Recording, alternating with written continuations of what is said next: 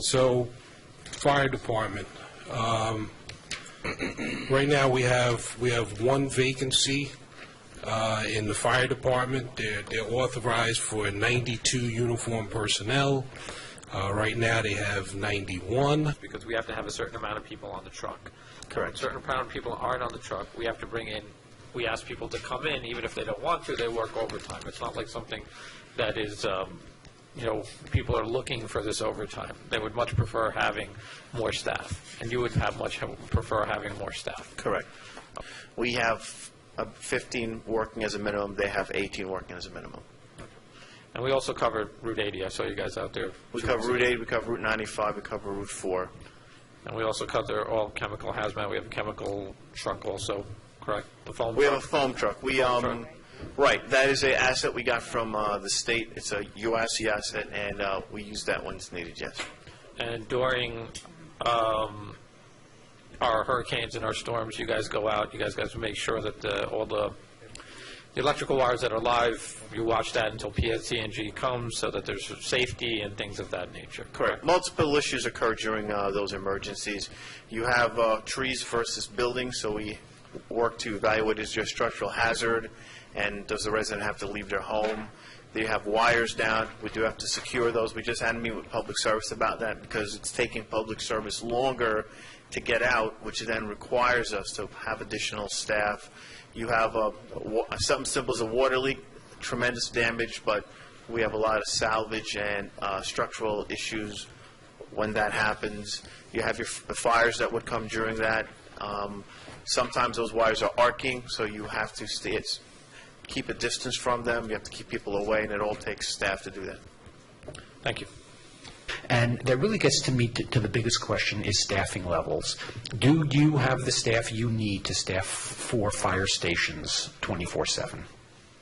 No. What should we be doing? What would you recommend? How could we allocate those resources? Again, we are very understaffed as compared to 2009. Now, can we get by?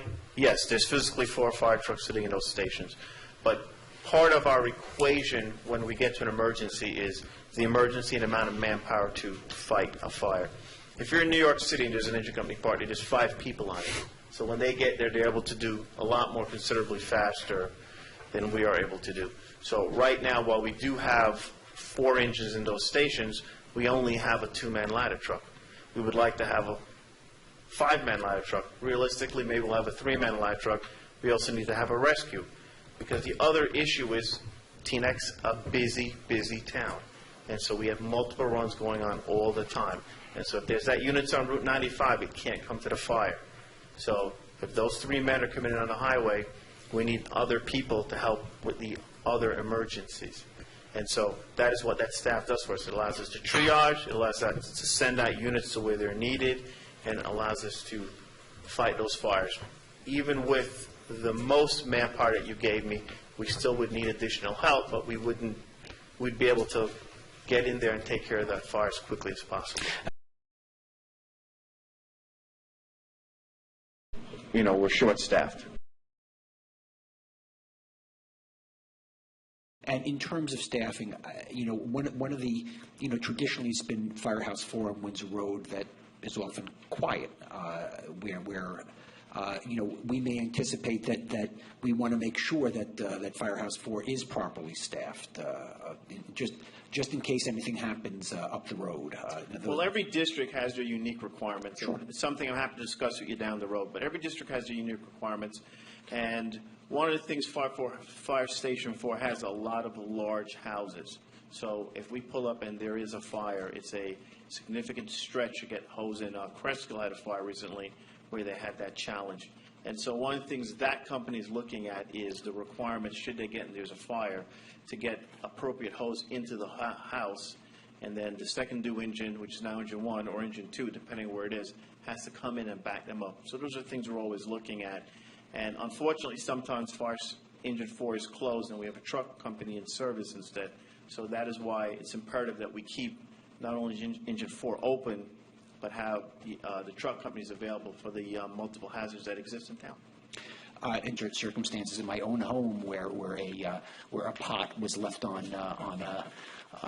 and you and I have discussed this, how the difference of seconds, can turn between just being a little bit of a smoky condition or a full-out house fire. And again, I think that's a tremendous appreciation that we all have for your efforts.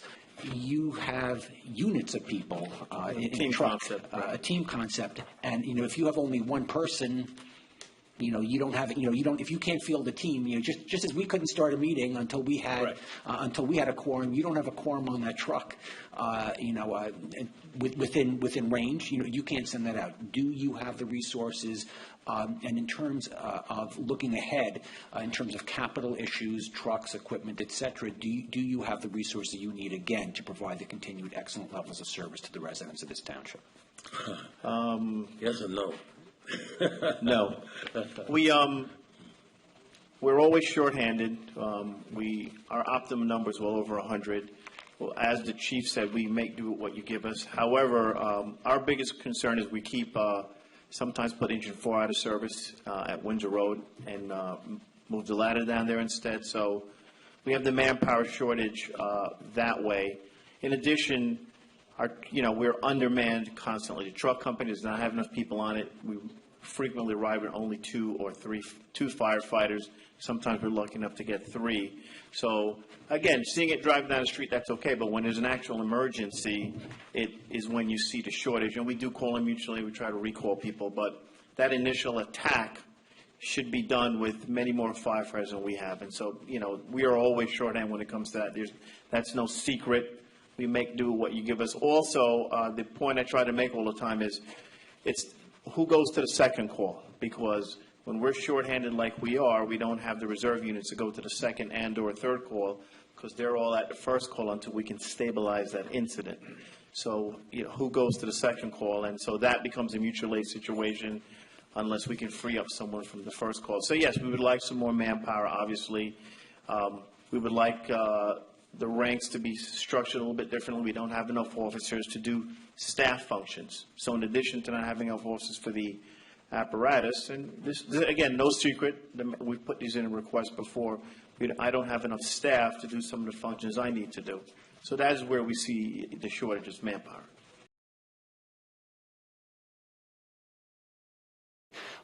We're not just going to have a sleepy residential district in that quadrant. We're going to have a large 250-unit residential building right next to the railroad tracks. Do you have the resources you need to keep those stations open? Do you have the apparatus you need to be able to staff those and keep those going? I have a long answer and a short answer to that. So the short answer is no.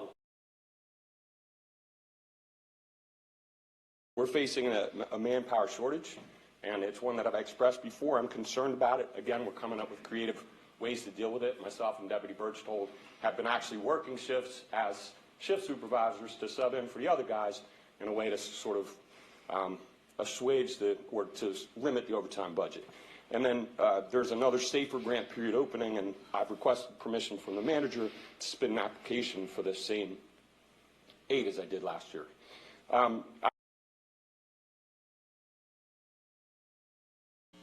I was asked to speak at the meeting tonight so that you'd understand that the Teaneck Fire Department is as prepared as it ever has been to protect every resident from any hazard that we face.